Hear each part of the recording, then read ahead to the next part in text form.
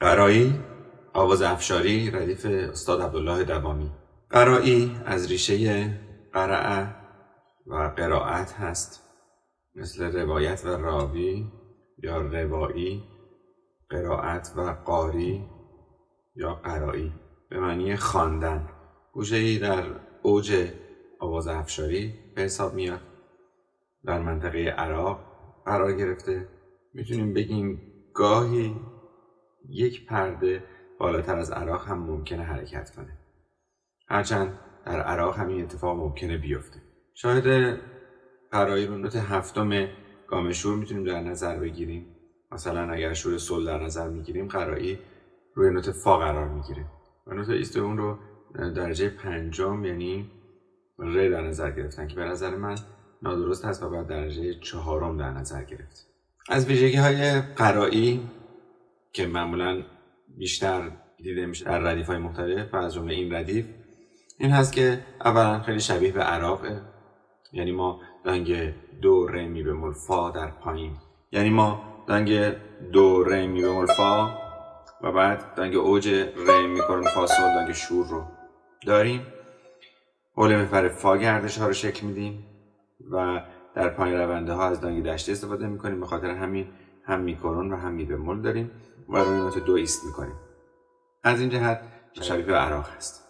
بنابراین اگر ما سه طبقه در آواز افشاری قائل باشیم، یکی طبقه درآمد که بیشتر در این محدوده هستش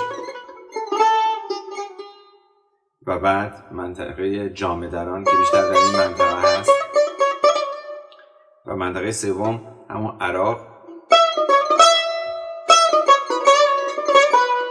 قرایی در همین منطقه قرار میگیره و شاید بشه گفت یه پرده هم ممکنه بالاتر بره که در عراق هم این اتفاق رو ممکن بود بتونیم داشته باشیم. خاصیت دوم و ویژگی دوم در قرایی این هست که تحریر قرایی در این گوشه قرار گرفته، تحریری که یه همچین حالتی داره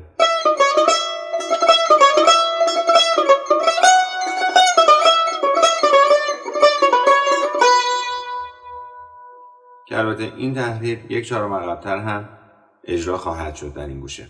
ویژگی سوم حرکت چهارم از دو به فا هست که معمولاً در شعر این گوشه استفاده میشه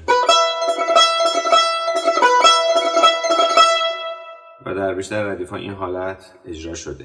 ویژگی چهارم این هست که قرایی سه محدوده عراق، جامه دران و درآمد رو در خودش داره یک جا. معمولاً گوشه قرایی یک بافت 4 قسمتی داره مثل دو بیتی. اینجا هم البته می‌بینیم وزن شعر مفاعیلون مفاعیلون فعولون یا مفاعیلون مفاعیلون مفاعیل هست که هزج مسدس محذوفه و همون وزن دو بیتیه.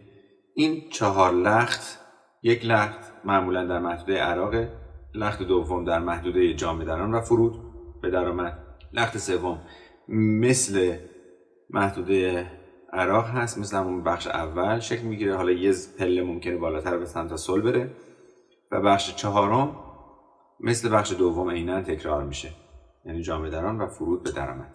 بنابراین فرم این قطعه رو هم در اینجا میتونیم A, B, آپریم B در نظر بگیریم. در اینجا شاهد رو فا میتونیم در نظر داشته باشیم. ایست موقت روی نوت دو شکل میگیره و ایست های نهایی روی نوت فا و در گوشه هایی که تا الان زدیم اولین گوشه هست که فرود کاملتری رو به تعبیر ما داره و روی نوت فا ایست میکنه. این رو ما فرود کامل در افشاری میشناسیم. فرود موقت لاکرون، فرود کامل فا. مایه نما سی بمول می بمول لاکرون هست.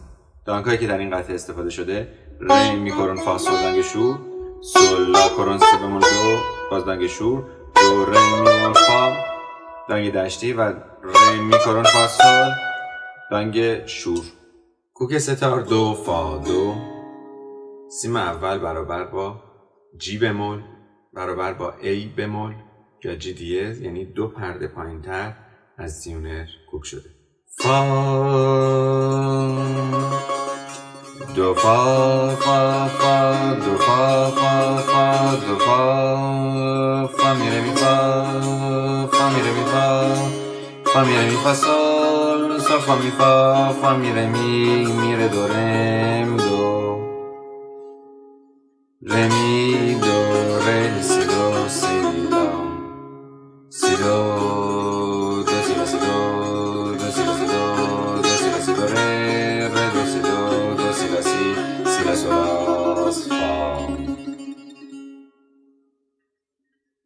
سو سول فا می سو سول فا می فا فا می ره می فا فا می ره می فا فا می ره می فا سول سول فا می فا فا می ره می ره دو ره می دو ره می دو ره سی دو سی لا سی دو دو سی لا سی دو دو سی لا سی دو ره ره دو سی دو دو سی لا سی لا سول لا فا. ابتدا از نوت شاهد فا شروع میکنیم با تکریز.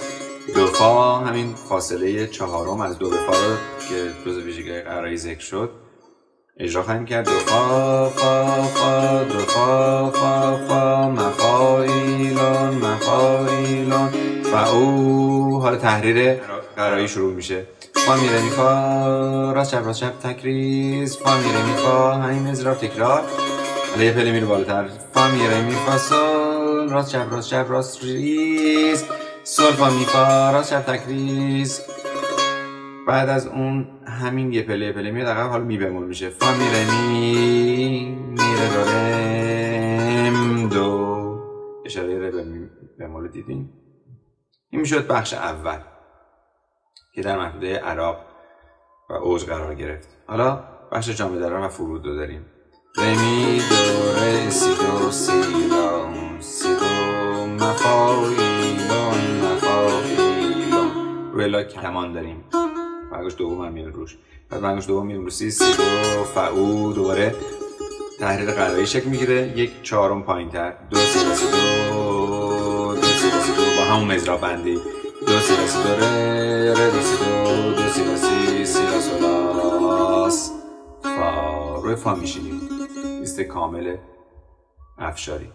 انگشت سوم میاد رو سول. بخش سوم شروع میشه که همون بخش عراق و اوج هست. شاعر این بخش نامشخصه ولی شاعر قبلی بخش قبل وحشی بافقی بود. سو سول فا می سو سول فا می. اینا می بمول بودن.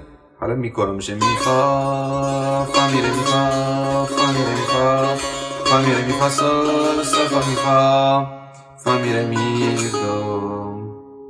دقیقا میبینیم که قسمت تحریرش مثل بخش اول هست و بعد عیناً بخش دوم دوباره تکرار میشه. یعنی بخش جامع دران با تحریر قرایی در بخش درآمد و فرود نهایی رو فا. تو مو میبینی و من پیچشه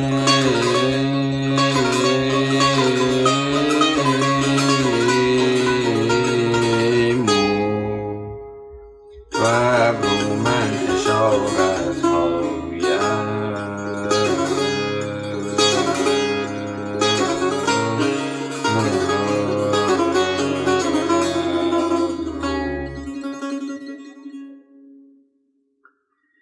مرا عشقت چنان آزاد کرد